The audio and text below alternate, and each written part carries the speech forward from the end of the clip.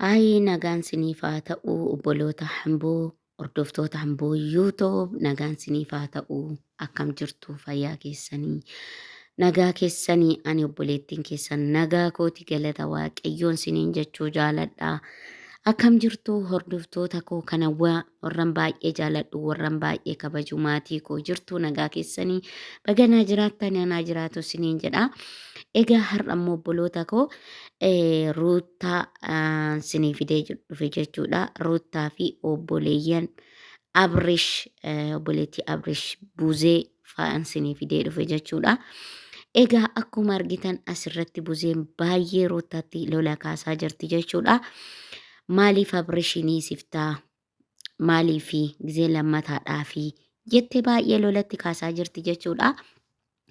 Egaa obboloota koo innaa ishiin mucaashii irraa fuudhee Abrish mucaashii jalaa fudhatee innaa ishii boochisaa ture sanannaa mucaa koo naa deebisii mucaa koo haadha ormaa biratti nangalaatta'inii nama biraa biratti nangalaatta'inii innaa ishiin jettuun hin dide jechuudha Abrish deebisu yookaan isaanis immoo obboleessa isaanii kanarraa dhaqanii ilmoo ishii kanan deebifneef jechuudha obboloota koo har'a immoo kunoo akkanatti Abrish hidhamee jennaanii qabamee jennaanii poolisiin qabsiiftee jennaanii akkanatti obboleettiin tan caraa jirti jechuudha obboloota koo. Garuu ani kanan jedhu wanti gaaffii natti ta'e tokko innaa ilmoon dubaraa tokko miidhamtu innaa ilmoon dubartii tokko boochu innaa ilmoon dubartii tokko bakka boochuu maaliif nama mararuu dhabdi? Keessattuu biyya keenya Itoophiyaa keessatti maaliif ilmoon dubaraa tokko innaa boochuu maaliif nu mararuu dhabdi? Maaliif bira dhaabachuu dadhabna? Innaa immoo obboleessi keenya dhiiraa miidhamee maaliif akkana taana? Maaliif?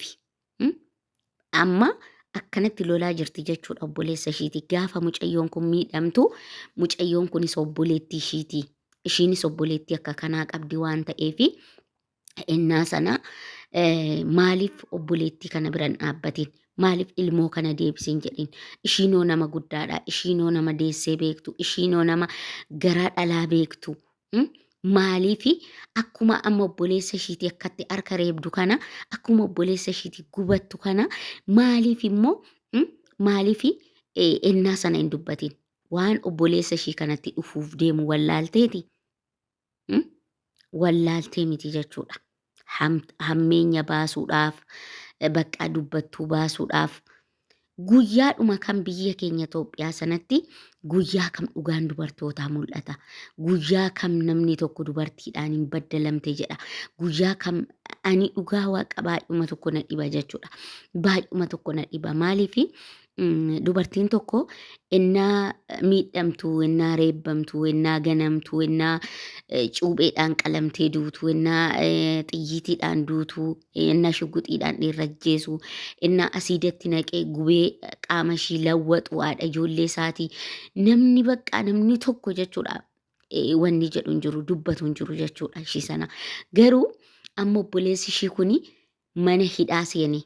Ilmoo araasidha. Ilmoo ji'a afuriiti ilmoon kun. Ilmoo ji'a afurii jechuun dhiiga. Dhiiga kana goodaa keessa baatee inni tangalaatta'uuni innaa akka barbaadetti itti taphatu hin dubbanne obboleettiin kun. Har'a immoo obboleeyyan kun dhiiraa dubartiidhaan akkana dhaabatanii lolaa jiru jechuudha obboleewwan kiyya. Yoom nama wal qixxeessinee olaallee yoom nama wal qixxeessinee ilaalla keessattuu dubartii.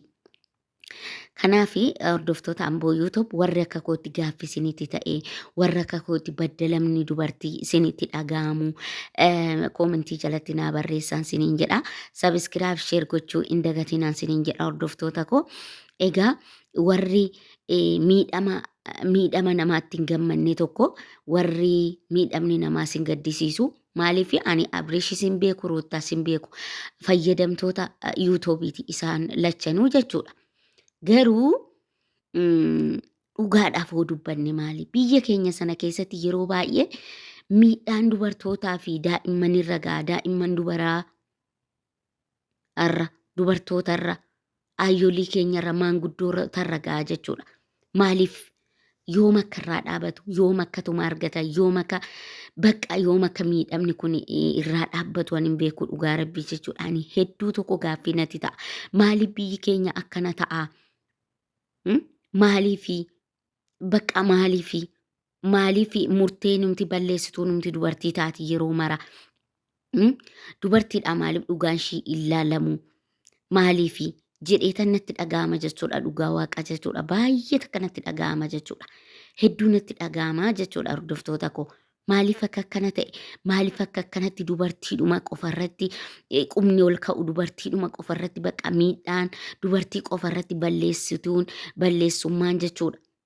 Yakki dubartii irratti muramu ani na dhiba jechuudha hordoftoota koo baay'ee tokko na dhiba jechuudha ilmoon dhiiraa haa baddalamuu miti lakki hin baddalamin ilmoon dhiiraas garuu ilmoon dubartii sennaa baddalamtu ennaa boochuu ennaa ishiin godda'amtu ennaa ishiin halkanii guyyaa iyyeeyyee jettee boochuu otoo bira dhaabanneeyo otoo hin miidhin jenneeniyo maaliin miita otoo jenneeyo maal ta'a